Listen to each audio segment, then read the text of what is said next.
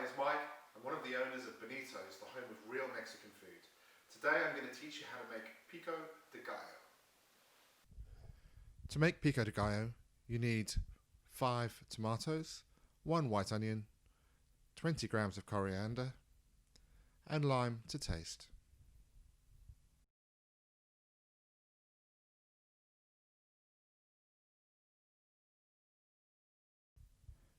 Add your onion to your tomato, then your coriander, and a pinch of salt, and give it a good mix.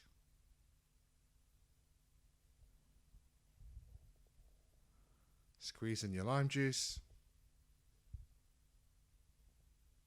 and there you have Pico De Gallo.